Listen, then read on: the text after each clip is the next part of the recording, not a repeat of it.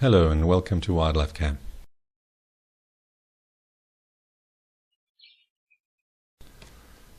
It's been quite a good week, lots of interesting things going on, but we'll start off with a gentle dove.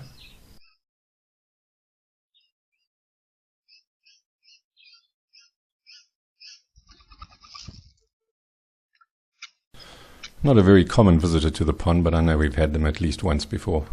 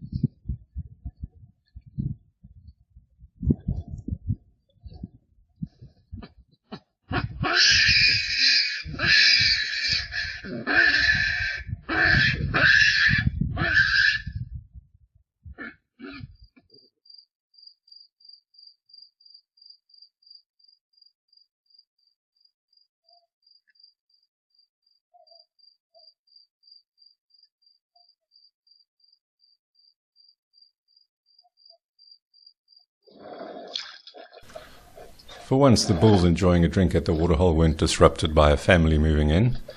Now, this is the time of year when their thoughts turn to breaking into people's gardens and destroying all the trees. It's normally the bulls that do that, so we've been quite lucky with that. Our garden isn't as green and attractive as others, but I'm sure it'll be starting soon.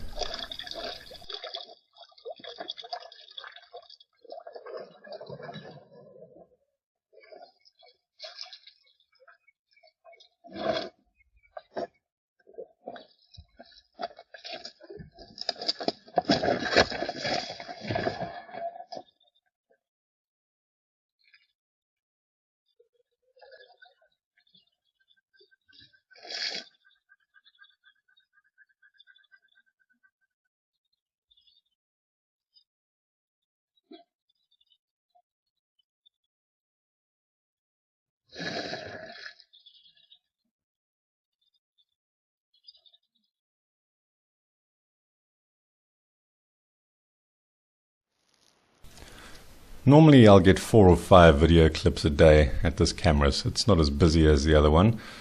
But this week I've had about 400 clips because a herd of impala and this daycare and others have just spent the entire week camped out in front of the camera.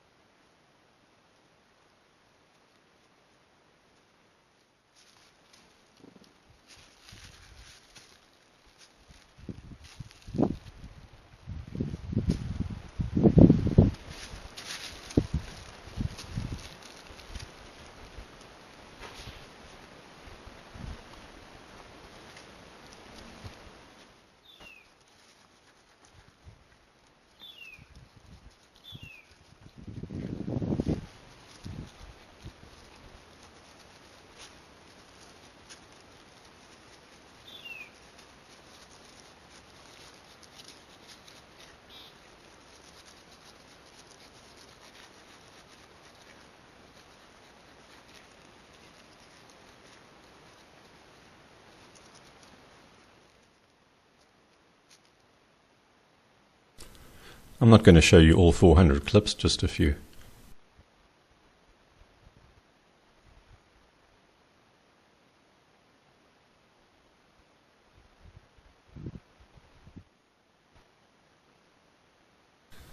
And these two lovebirds are still together.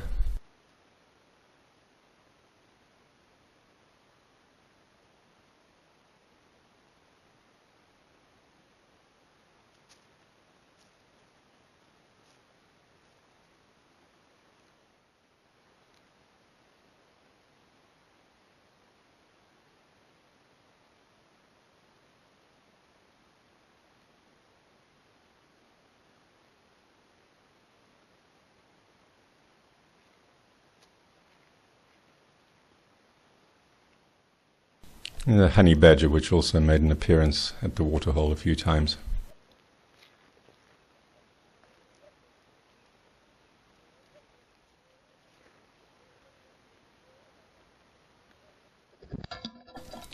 Carl has been quite angry this week, so about half a dozen times a day he's attacking the camera. So I decided to put a protective frame around it. Now, apart from me constantly having to go down to the camera to clean the lens, it does increase the chances that I'm going to bump into something down there that I'd rather not bump into. But also he did crack the lens of a previous camera, which I only realized after it rained and the camera filled with water, so I'm trying to stop that. And it has been effective. I don't know if it's just a visual deterrent or if the frame is shading the lens so he can't see himself, but I haven't seen him back at the camera.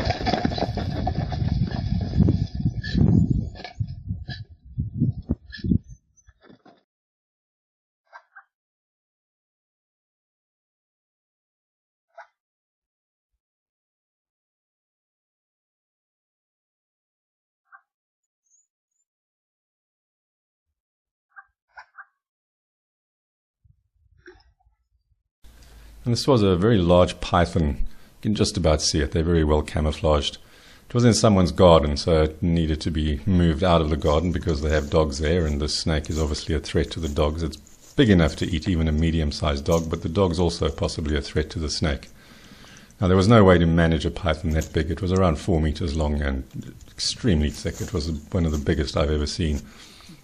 And after trying to bite me a few times, it moved off and climbed this tree, which was hanging over the fence, and it hasn't been seen since, so hopefully it moved out of the garden.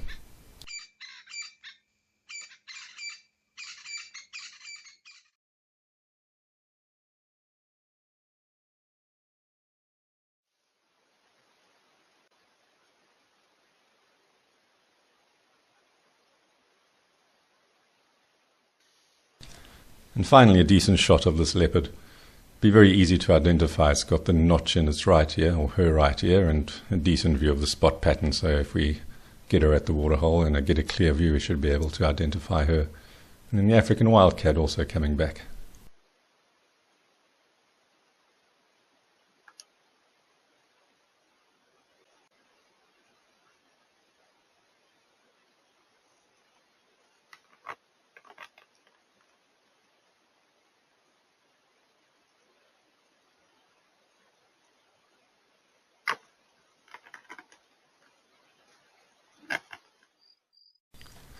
No animals here, just a nice cloud pattern in the moonlight.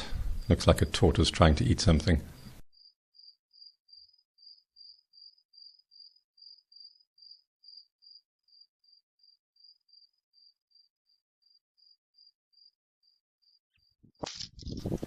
So no Carl at the waterhole anymore, hopefully. A little bit sad, but still I can't afford to have him destroy all my cameras. But we're still going to see him at the pond.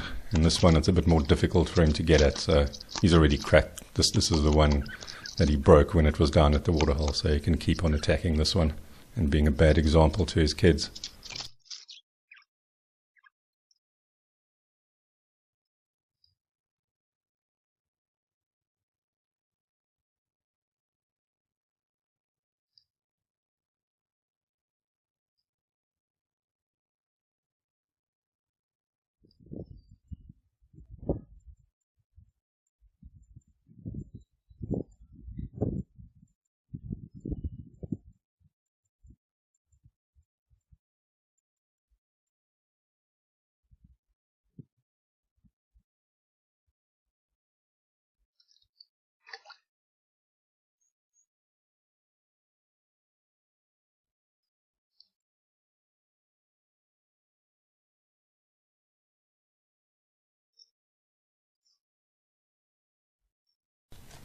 The red mark on the crested barbet's tail looks like it was drawn in with a crayon.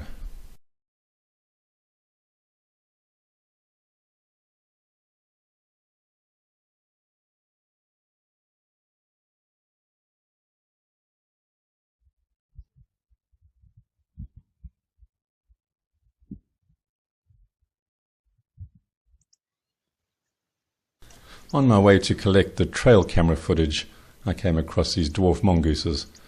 Now they are quite shy, but they're also insatiably curious, so I just stood still for a little while, and one by one they started popping out of the rocks to come and have a closer look at me.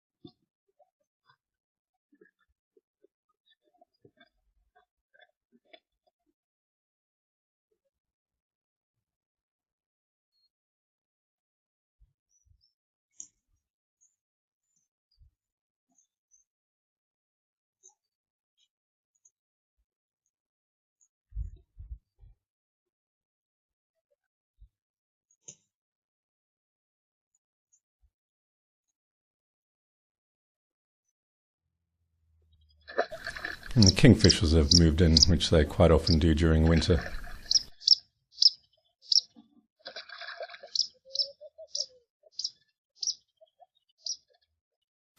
For once I got to see the honey badgers live, or one of them. I went outside, I saw them on camera, and I went outside and saw one.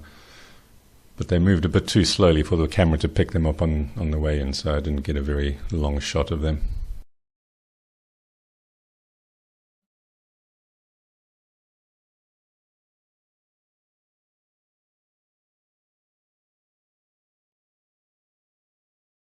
And then one of the badgers came back the next morning.